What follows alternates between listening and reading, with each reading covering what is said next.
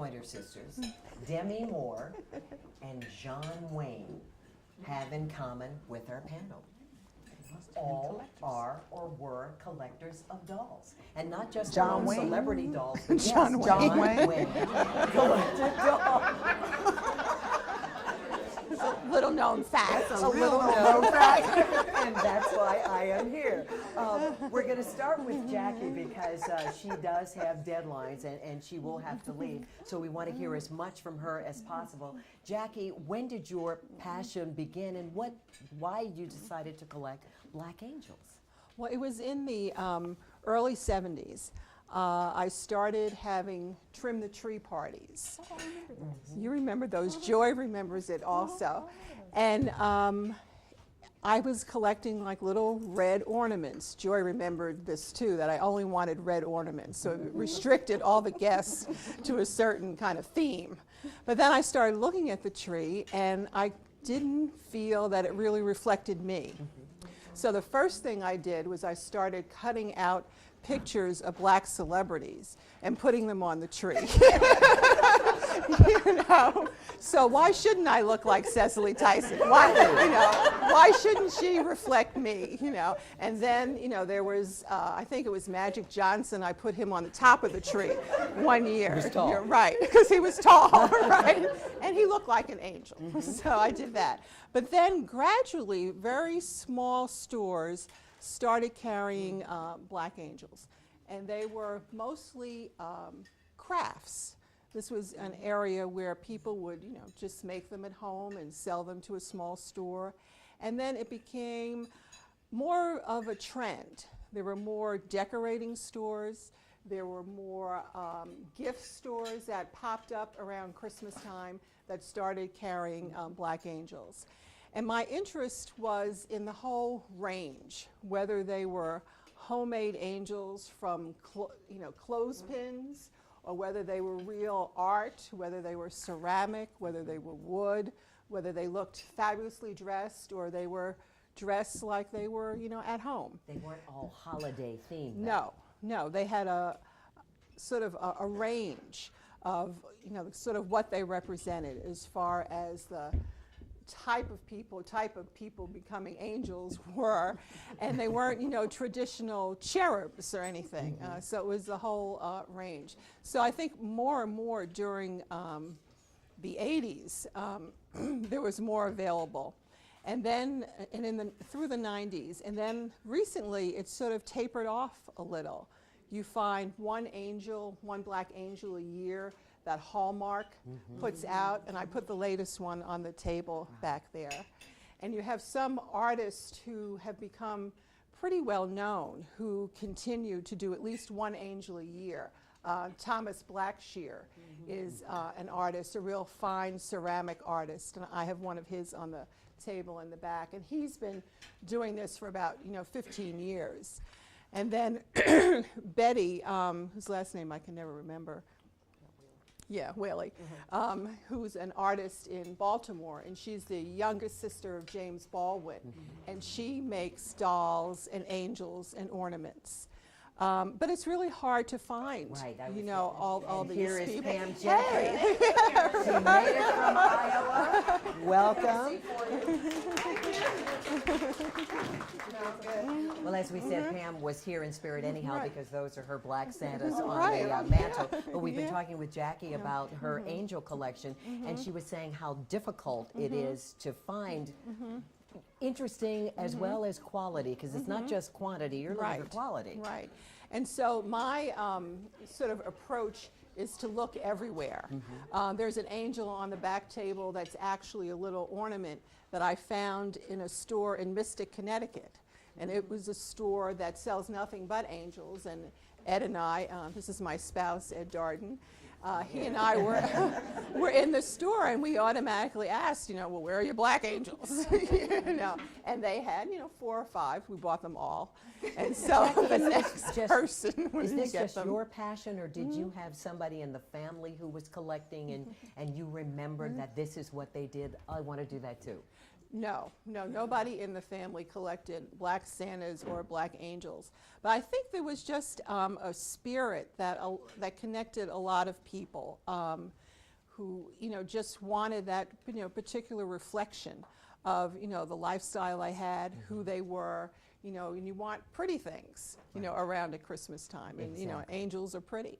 It was also this looking everywhere is part of what I heard Whoopi Goldberg say when she was criticized for going somewhere and buying 1,000 pieces of black memorabilia. And people said you shouldn't do that, you shouldn't want that stuff in your house, blah, blah, blah. Wow. And she said, no, she says, I am rescuing it from whoever else might buy it and not respect it. Absolutely. And not respect the artistry that went into it, the hard work, and whatever the purpose was at the time. So it's that kind of, wanting to grab things, wanting to, not as much as Lucy does. Don't go shopping with Lucy. They aren't friends, too. Yes, well, that's the other thing. I don't keep them out all the time. I was going to ask you, because the angels and the Santas seem to be seasonal, so they're not on display Yeah, I all keep year about round. 12 out. Okay. How many do you have? About 200. Whoa. Whoa. And the other thing that we decided to do 2 years ago, because Ed was getting frustrated that I was always packing them up and putting them in the attic, and, why do you have this, So Ed took on the project of documenting them, and our scrapbook is in the back. We have a picture of almost every single one. Boy, very organized. Let's talk to... You can take that suggestion home. Behind every good woman, there is a good man. Lucy, Jackie was saying, the idea of having an image of yourself as well. What prompted you to collect the black dolls? How long have you been doing that? I was just talking to my daughter-in-law. It's probably, my grandson is about 12, so it's probably been 12 to 15 years. Yeah. And it kind of it must have started back in the 90s, because I think did not bring this doll. It's a tall one. But the first doll I bought and kind of started the snowball was at a Juneteenth festival in Prince George's County. And some woman had these tall, wonderful black dolls kind of dressed up as slaves and all, and I got one. And after that, it's just kind of snowballed from there. And I think, and it's really snowballed. And what it is like, it's kind of what Jackie's saying, when we were growing up, we didn't have black dolls and all. And I think what I've just become fascinated by, I've got some black Madame Alexanders, and I've got a little one back there, because when I was growing up, Madame Alexander didn't have black dolls. But what I've gotten into now is more of the cloth ones that are made by black artists, for the reasons that she said, is you love the attention to detail, the creativity, and kind of they speak to you and all. And so, I'm kind of like Jackie, is I can go in a store and I can gravitate and find the one black doll in the store. I'll just ask whether they have them or not, and all. I mean, one time I think Don and I were driving to Rehoboth, and we went into like a secondhand consignment store at all, and of course I found a couple of little black ones on a table, and you could tell these people couldn't figure it. And I was like, same thing. You pick them all up and you buy them at the same thing. But what I really now I'm into more are the ones that are made by black artists that are cloth. Usually they're cloth. Now there's a couple of them back there that are, and especially the tall one, that are black and porcelain.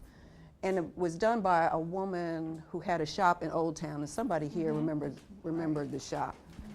Oh, yeah, there was, it's no longer there because the internet has taken a lot of that business away. But they had this wonderful little doll shop. I think, Lois, you went with me a couple of times, at least. It was in Old Town and all, and she sold the dolls, and she made dolls and all. And the tall one, that's a walking one, I just liked. And when you look at this doll, you can see the veins in her hands. She's got great detail in her face. It's one of these dolls, when you get up on it, it's just a fascinating doll, and it's a character. It's just an older woman going out for a walk. And then I was showing a couple of people in here, and then the one you laugh about, and then she's got in her purse, she's got this little empty Bacardi bottle. And so a lot of these dolls, there's a little, they're serious, but then there's a little something kind of, if you look at them really closely, they're kind of funny. Yeah. And all. Then there's another one back there that was made by another a black woman. I just don't remember this woman's name. She lives somewhere around in Clinton, I remember. It's a woman, because we can all relate, who's been shopping and she's exhausted at the end of the day and her hair is like frazzled and all. But when you look at the doll, she's just got great detail. She's got the fabric that's been in and the sewing that's been done on it. The doll is just exquisite when you look at it. Plus, she kind of captures a moment. And all. And then I've got another doll back there that I just like because it reminded me of my granddaughter, when she was about 3 or 4 and she was being stubborn and she didn't want to do anything you wanted her to do and all. So, it's, people ask how, why certain things, it's either you like it because at that moment it kind of speaks to you. I've gone through a period when I liked the Barbie dolls, the black Barbie dolls, but, and the Madame Alexanders, I said, I was just because they were black. I really like the ones that are done by black female artists. Just because I think they're just so much more interesting and they've just got so much more kind of character to them. Is that the thing that makes you different? Okay, I have black Santas, I do salt and pepper shakers, but what makes me just one of those 2/3 of all Americans? Did you believe this? 2/3 of all Americans collect something, and the difference between me and the passionate collectors that we have here. Do you specialize? Do you look? Is that what makes it different, or you just can't pass these things by without having it in your home? What raises it to the level of passionate collector? Oh no, Lois, see, unfortunately, Lois and I went to the Homestead Gardens Saturday. And I walked off with a bunch of black Santas, okay? So a lot of what it is, it just, you look Merry at Christmas, it, and you just Pam. gotta have them. You just gotta have them. You just You've gotta gotta have have them. them. Yeah, you just gotta have them. All right, now Lois said, you've got to come to my house to understand what I'm about. And as I said, Lois is collecting the dollhouses. And her house is overtaken on the first floor by dollhouses. How many do you have? Well, I have 7 dollhouses in my living room and dining room. And just at the beginning of the month, as of the 3rd of November, I declared my living room a dollhouse museum. She just needs to name areas of the room by streets because that's how intricate Because they there are. are 5 dollhouses in my living room. I don't have a real big living room. Plus, there's a baby grand piano in there, so it's But there's a dollhouse on top of the baby girl. Of course. Explain to these are not dollhouses. These Now- are not Barbie dollhouses. And And the, I think you need to see, I have a book, a Yes. photo album that's going around. Yes. And that really gives you an idea of what my dollhouses are about. My largest dollhouse is about 5 feet wide. yeah. They're custom. And I have 5 in the living room, all which are, as Lucy said, they're all custom made. Custom made, they all have a different story. I've always liked dollhouses, even as a kid, but you just have the little dollhouses that your parents would give you. My grandfather gave me one, my parents would buy the little tin ones. And a friend of mine growing up had one that had running water and electricity. And I really wanted that dollhouse. And my parents were going to have it made for me, one made for me too, but the man died before. And I need to contact her. She lives in Los Angeles now, and it keeps saying I need to call her and find out where is that dollhouse. Lynn Goodlow, for those of you who know her. Yeah. So anyway, and so I need to find out about that dollhouse. And one of these days I'm going to give her a ring. And then I sort of like forgot about the dollhouses. My sister is a sort of a collector of dolls. She hasn't done it so much in recent years, but I would go to the doll shows with her, and I'd say, well, I really want to see the dollhouses and the miniatures and that kind of thing. And we went to a doll show, and up on the top shelf somewhere was this dollhouse that was pink and red, and it was really sort of ugly, but the rooms were what I liked, and I said, oh, I must have it. So we spent about a half hour fitting it into my car. Because I said, I can't leave it up here at the Montgomery County Fairgrounds. I've got to get this thing home. So we finally... And the little sidebar is, because I looked at Joe, because I was with him, I looked at Joan and I said, we're not going anywhere until we get this dollhouse, so we got to figure how we get it in this car. You know, it was a strange shape. Yeah. I said, you may have to come back and get one of us, but the dollhouse, we knew was going on. So that was, I guess, in the early 2000s, and that dollhouse is still in my basement. I didn't really do anything with it. And I went to more doll shows, and I saw dollhouses like I'd had as a kid, and I would purchase them for most likely, 300 times what my parents had paid for the one that I had. And finally I said, you know, I really want a real dollhouse. I just want a real dollhouse. So I started going on eBay, following my sister and Lucy's leads, who were going on there buying dolls. Bad move. And I found this house in Alaska that I really liked. Alaska. And I bid on it. Alaska.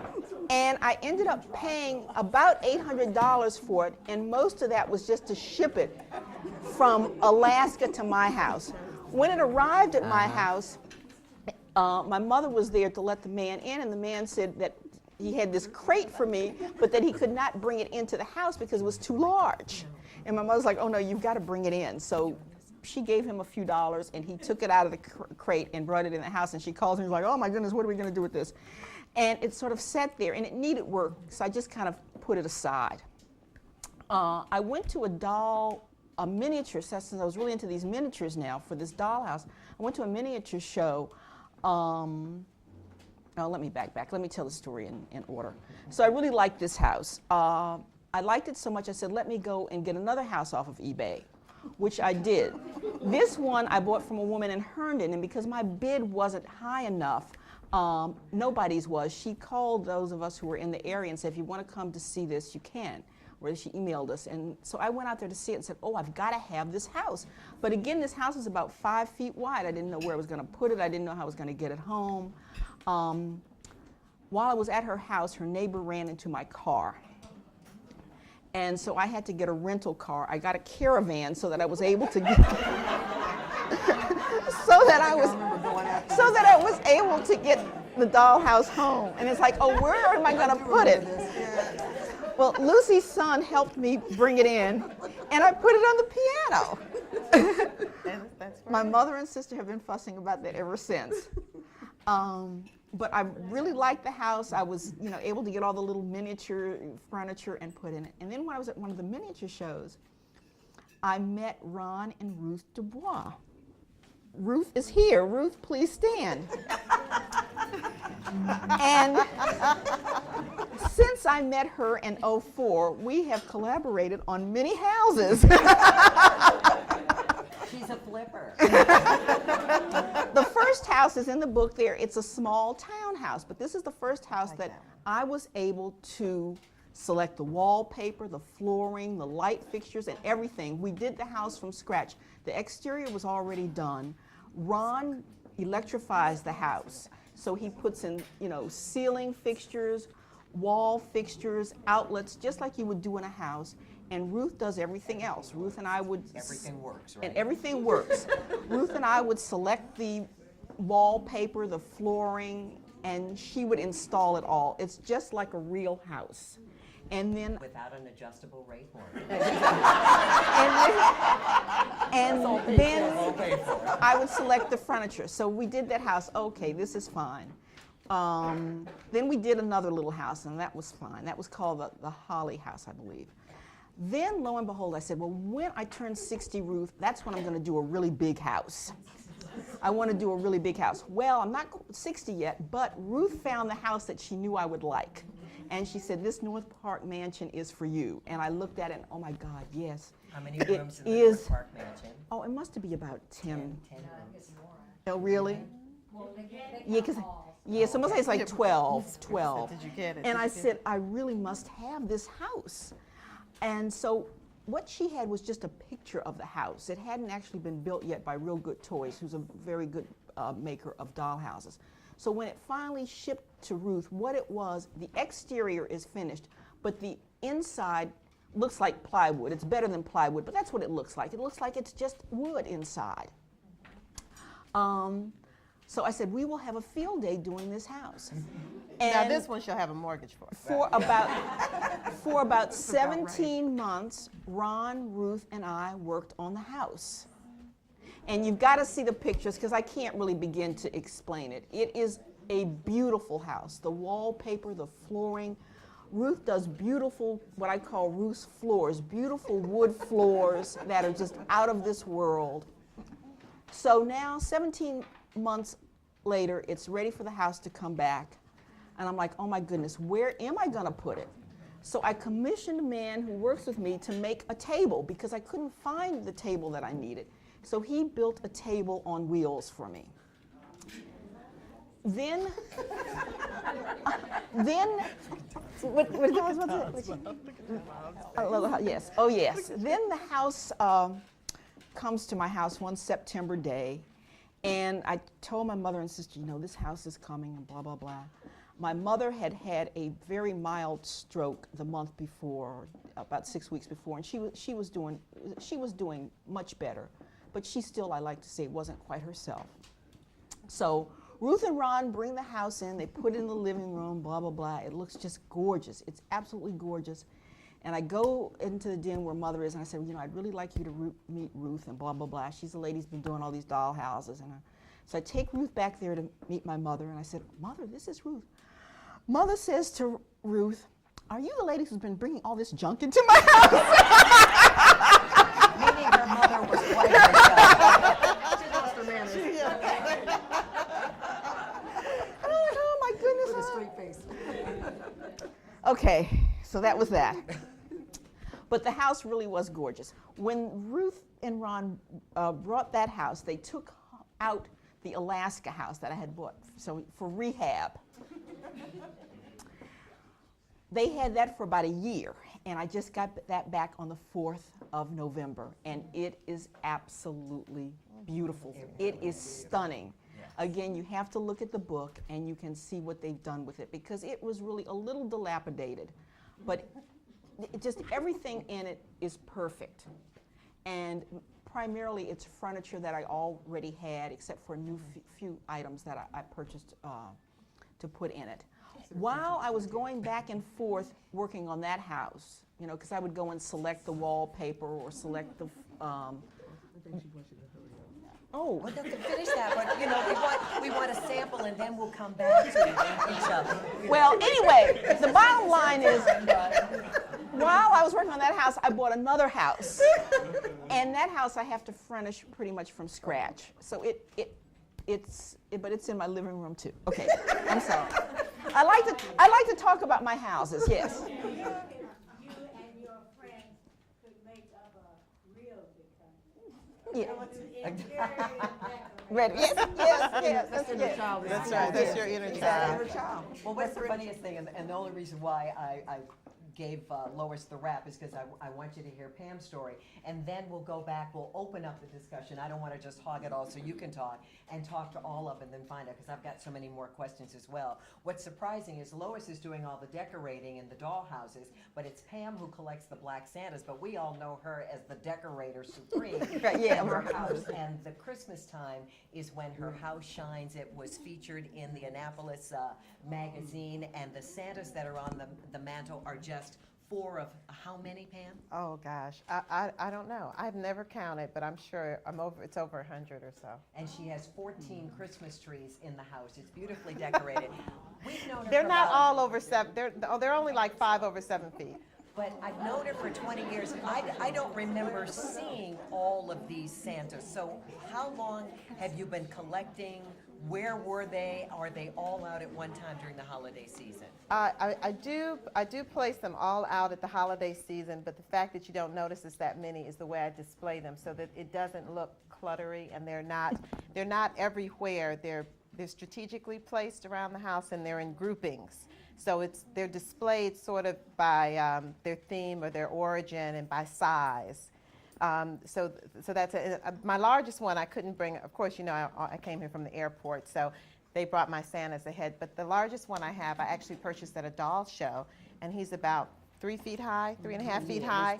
He's about 3.5 feet high, and he's the one that greets you when you come in my front door. And I actually brought my smallest Santa because my smallest Santa is in my village, and I have a little really nice little village, and I have this little guy. And he's so I couldn't bring my largest, but I could bring my smallest, and that's my smallest Santa. He sits in the village. But I started collecting Black Santas about 25 years ago, actually. And the very first one I purchased is here. He's the second from the end. He's got the little bag, and he's a music box.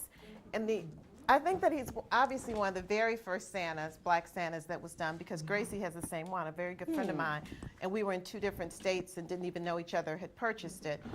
We both have that Santa, so he must have been one of the first temptations. The one thing the reason I selected these kind of tell the story of my Santas. The one with the list is by KSA, which is a large company that makes Santas and all, and they're very commercial, and you can always find them. Right, and they discovered that, hey, there's money in black Santas, and so that one even has a list, and they put more ethnic-centric names on it that my daughter noticed one year. The next one is actually from a doll show as well, and then the next one is my first one, and the very last one is is representative of all of the Santas that I have found at Kmart, Value City, TJ Maxx, and Marshalls. I have found that at the high end for up until KSA, black Santas were only I would go to urban cities because I'm from Detroit. I could go to Detroit, I could go to Chicago, I could go to large metropolitan areas with large black populations and go to the very low end of the marketplace, and I would find a black Santa. The higher end you go, the fewer you will see. So they are always, I find them, I even find angels because I have angels, and the one thing I'm working on now are black nutcrackers, and I only have like 8 of them, and the majority of them, except for the one I bought in Germany, which is weird, in Germany, bought it in Dusseldorf, Germany, and it's black, cannot find them here, but. Didn't you find a nutcracker or something at a Kmart one Yes, year? So you yeah, never know. so you never know, but I really found that there's something that you can find, you can only find. But now I have to say, why do I like black Santas? I have absolutely no idea, but I do know one thing. My mother would never purchase a white Santa when I was growing up. I never had any white Santas in the house. We had snowmen, and we had other Christmas, she loved Christmas, so we had all the decorations, but I don't think she ever bought a white Santa. So I never really thought about that till people asked me why I collected them.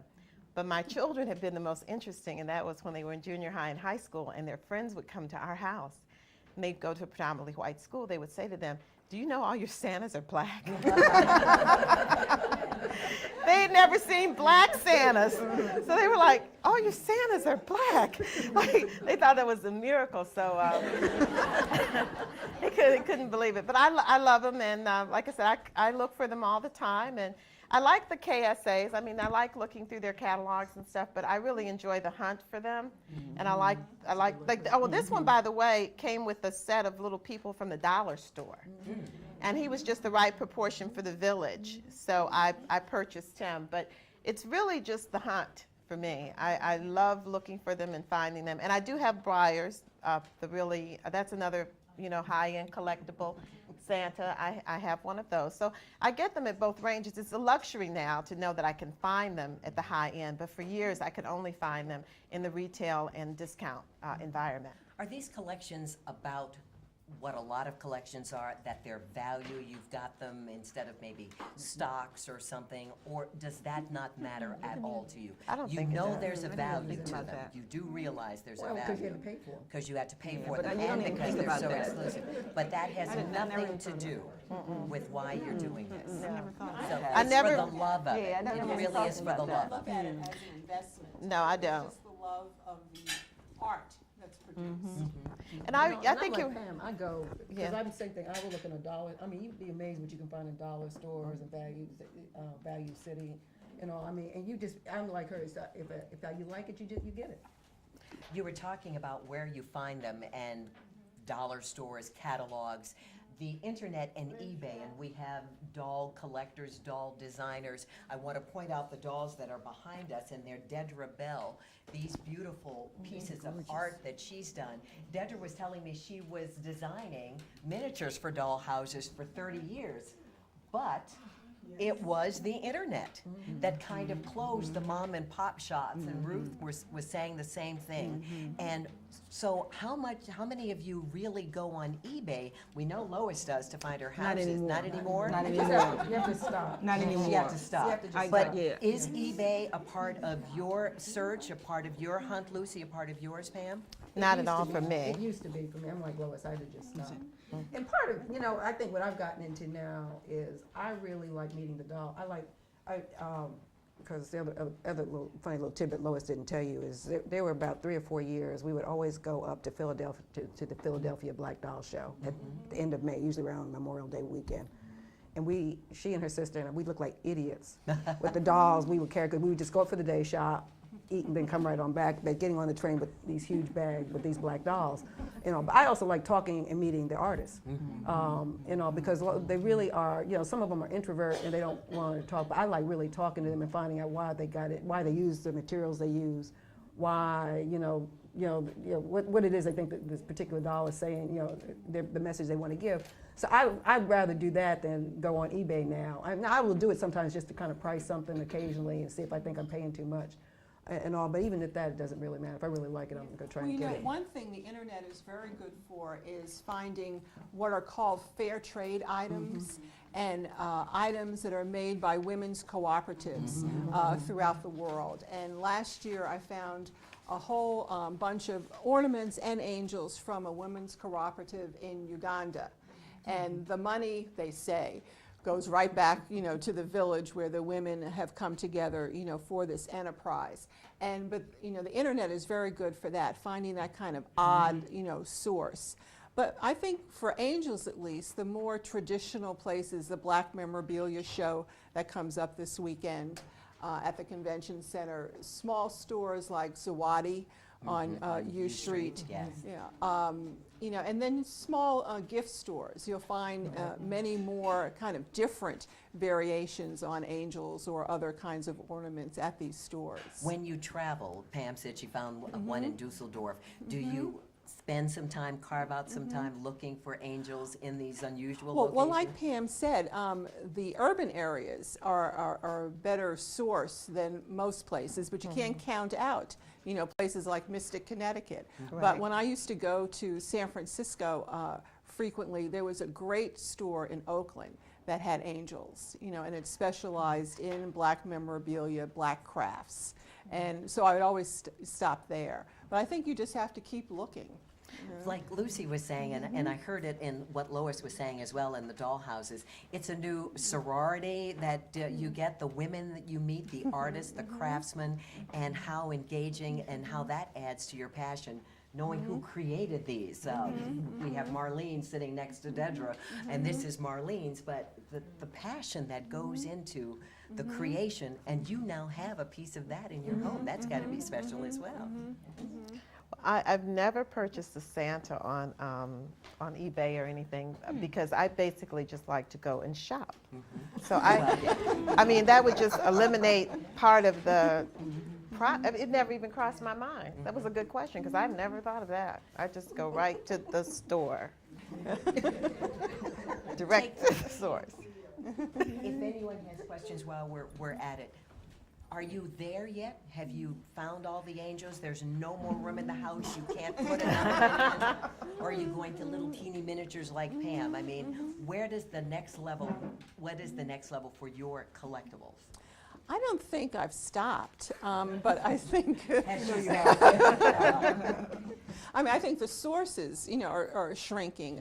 I did go past the Shiloh gift shop, gift store sale last week, and there was one woman there who had a number of angels, but they were all very commercial. She purchases them already made and then she dresses them up. And there's one I have on the back table I bought from her last year. But there were very few people there this year. They sort of have moved more to clothing and hats and other things at Shiloh at least. But I keep looking. I don't think, I think we get a big enough tree that can hold them. I know I have it. I think I'm more selective now about what I'm interested in. I think when I first started off is, if it was a black doll, I just had to have it and I would just indiscriminately go and get it. And now, I can turn them down if I'm just not really interested in it. Another good venue there's a person on the board here, and she's not here, is Juanita Britton and the Anacostia Art Museum. Juanita has a great hookup, and they do the thing at Shiloh on the Saturdays, every Saturday before Christmas, because I haven't been yet, but I'm gonna go. But I think it's like with most artists, they come and they go because it's hard to make a living doing it. I mean, Deidre, it's just very difficult.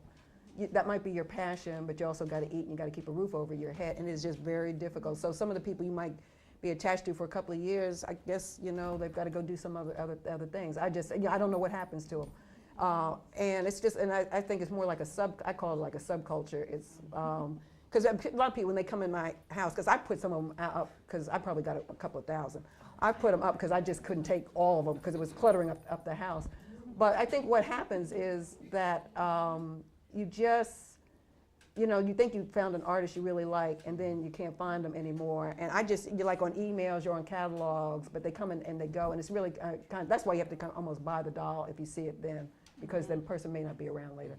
Or, they may have moved on to something else that's kind of more legal. But like Dee was telling me, it's just, and I know, it's like any artist, a musician, a paint artist, it is very difficult, and especially with doll, it is very difficult to make a living off of it. We were talking about Demi Moore. She has so many dolls. She has a house just for her doll collection. So Lois, We know somebody who has a house for her cats. we know somebody has a house for her cats.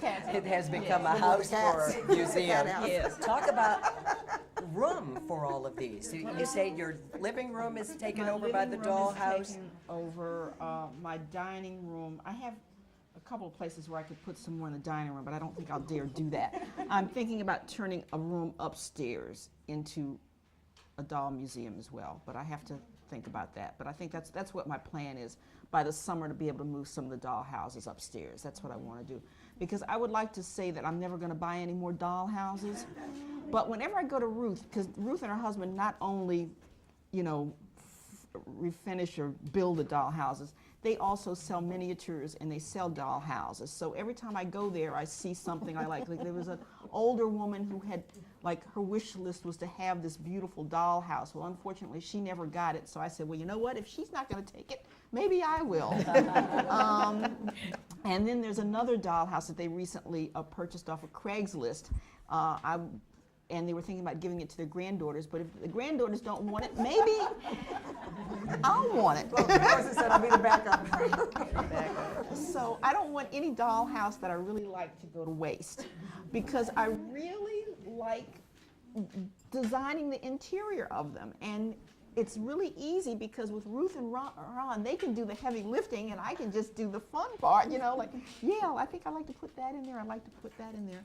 And when you see the pictures of the North Park Mansion, which we completed last year, when we did that, we did it all at one time. So when it was finished, because as Ruth and Ron were doing their work, Ruth was also showing me all these beautiful pieces of furniture that were coming into the store. And I'm like, oh yes, I've got to have that, I've got to have that. So when it was finished, it was really finished. There's still some little accessories and whatnot. You can always buy something.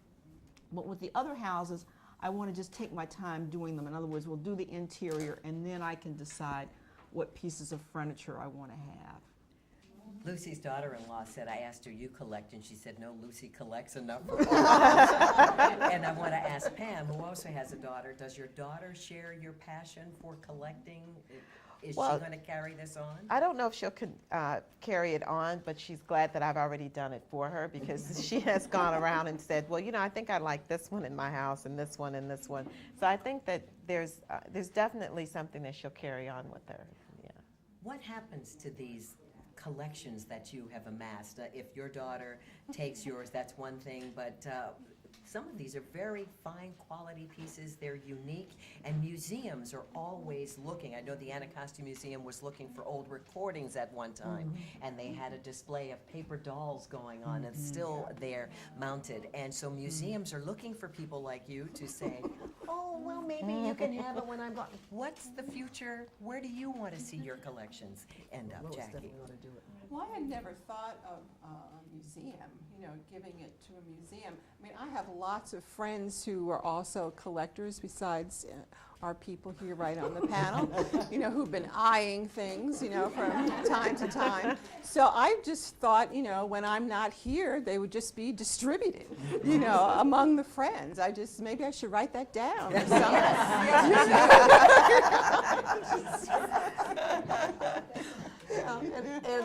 and it's like, my daughter-in-law, she's left, but because I did one of these online wills, and I did will my doll collection to my granddaughter. I hadn't really thought about that. Does she but I'm know gonna just that? tell you, well, she does, and I tell you, a lot of people when they come in, because like I said, I've got cloth, I've got porcelain, you've got some bisque dolls. I mean, these dolls will actually break, and people think, well, you've got little kids coming in and out of the house, that, why do you leave them out in display? And I said, but if you start early with them and you tell them, you can't, this is not a doll to play with, don't touch, they understand that, and they don't. So she knows which dolls she can play with and which ones she can't.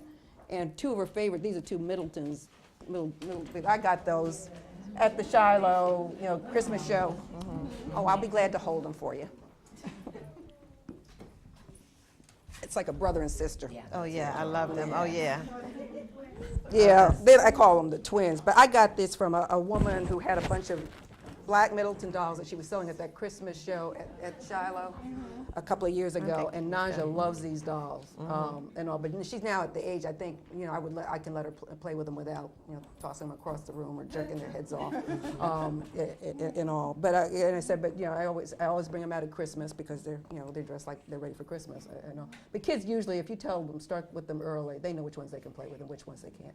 And looking at these dolls and how beautiful they are, when you still do the old test that they did back in the 50s, which doll is the prettiest or whatever, and the dolls they picked were always the Caucasian doll, and now you've got all kinds of dolls. You see the beauty in all of your dolls from whatever era, so a child can see themselves in these dolls in a positive way, and that's an important political, emotional, psychological statement, and those are gorgeous. Lois, what's going to happen to the houses? I don't know. I don't have any kids to will mine to, and I don't know who would possibly want them. I'm going to will them to Sandy. We've answered that question. And see if a museum. Oh, wait, will there's something. more They're hands in the doll room. museums. Yeah, and they're doll museums, exactly. Ideally, I wish, in fact, I was somewhere downtown the other day, and I saw a little storefront for sale. I wish I could do as the woman, Ms. Jacobs, who for years had the Dollhouse Museum nearby Lord and Taylor in Chevy Chase, D.C. I wish that real estate was so that I could rent a little space, and I have enough dollhouses where I could start a great museum. And other people could. You could still do that, and other people. And I could, Just trying to get your attention. So that would be wonderful, but I don't know.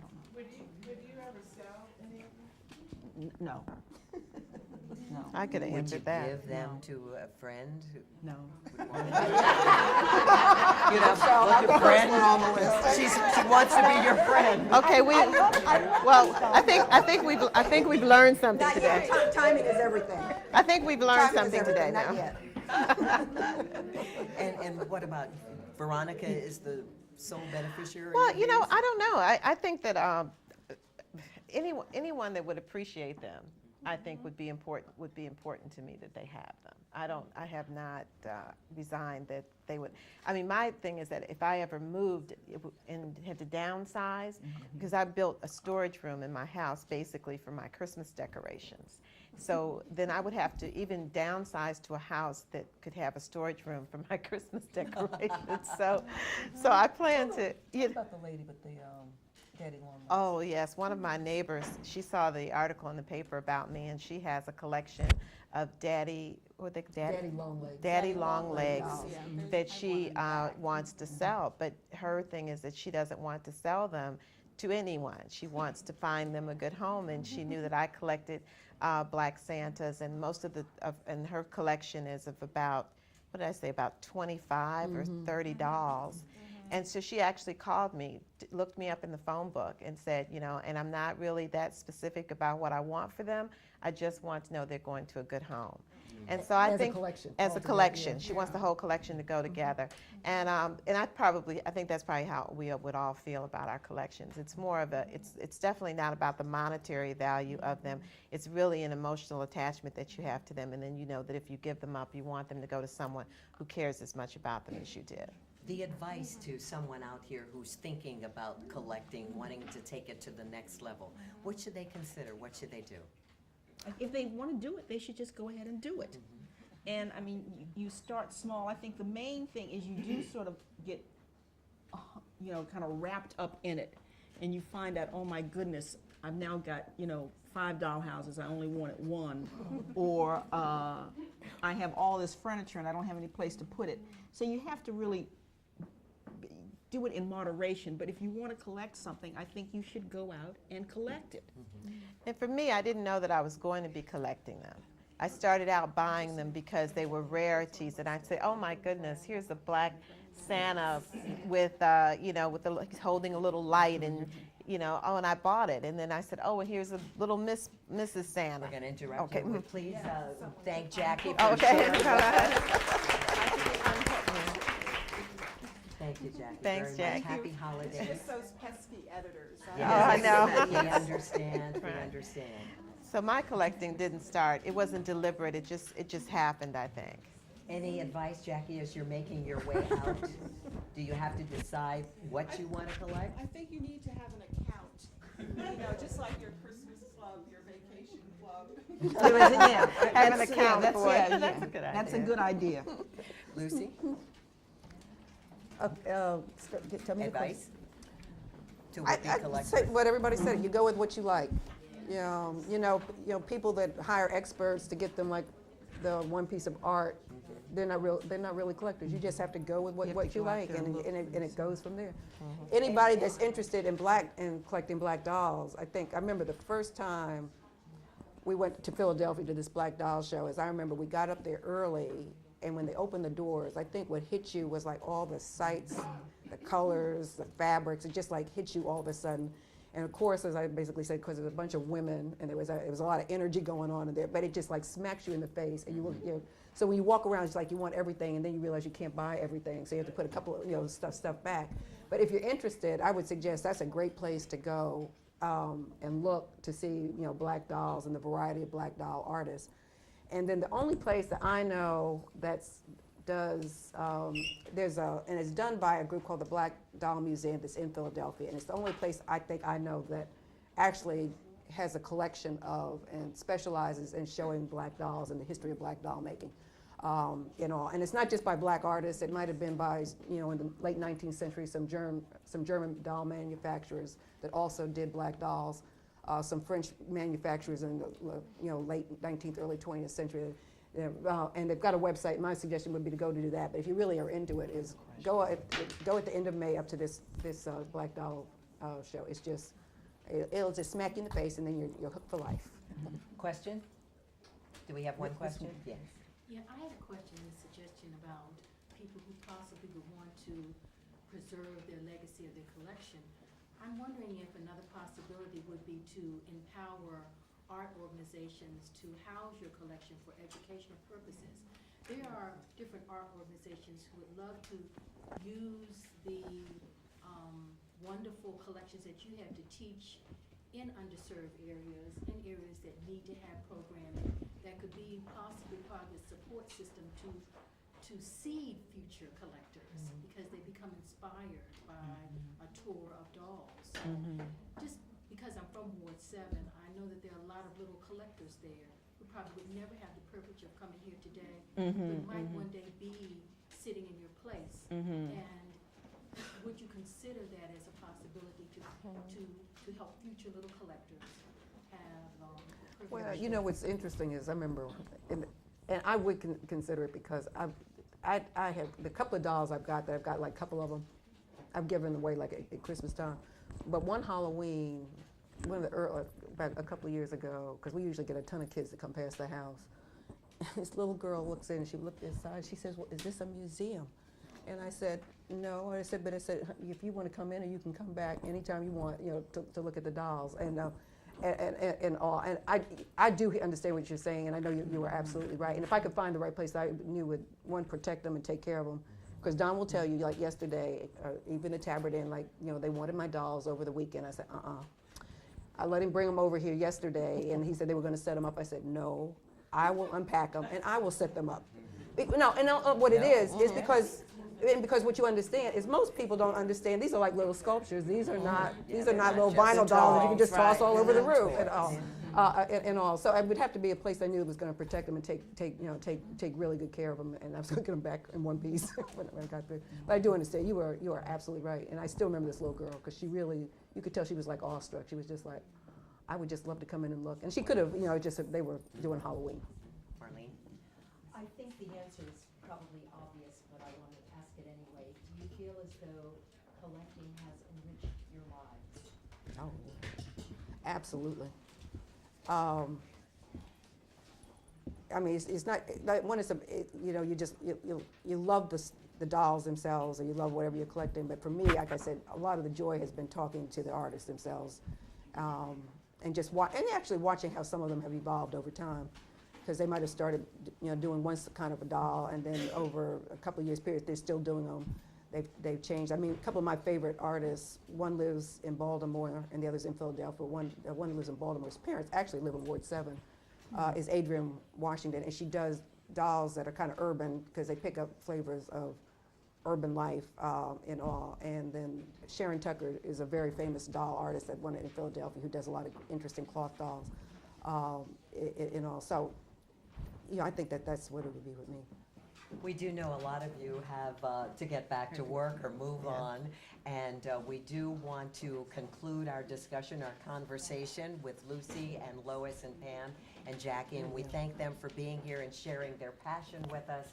We thank you for being with us. Happy holidays to all of you. Don, you're going to wrap it up? Here you go. One, I just want to, you think you know people, and I've sort of lived with this, so I think that's fine. But I think it was a wonderful discussion, more about the people and what they got out of it. And I just think that I want to personally thank everybody, because I think the audience enjoyed it. I mean, I've heard some of this stuff, but I think that the one thing that really interested me was the fact that you find something that people are passionate about, and they stick with it, and they love it, and I think that came across. The other thing I'd like to especially thank Andrea Roane, because Andrea is a friend of theirs. I don't know whether she collects anything or not, but I think she collects friends, and I just want to personally thank her for doing a wonderful job as hosting this. And there's one other person, I think she's still around, Betty. One of the things we thought would be a nice there she is. Betty Oh. Ensinger is a vocalist and model actress, and we thought it'd be nice to end on a Christmas song. So, Betty Ensinger. She does it all. Oh, Patrick! So good to see you. Good to see you. I want to say hello, and it's wonderful to be in the company of angels. My mother, this is the third year of my mother's passing, so when I came in and saw my mama on the table, my mother was a minister, and that great doll is my mother. On the great church. So it's wonderful to be in the company of angels. Thank you, Lucy and Don, for allowing my talents to be a part of this wonderful event. So I will do the Christmas waltz. My keyboard player is not here, but one of the things about being raised in the church is you just go on and sing. So that's what I'm going to do, and I'm going to sing the Christmas waltz.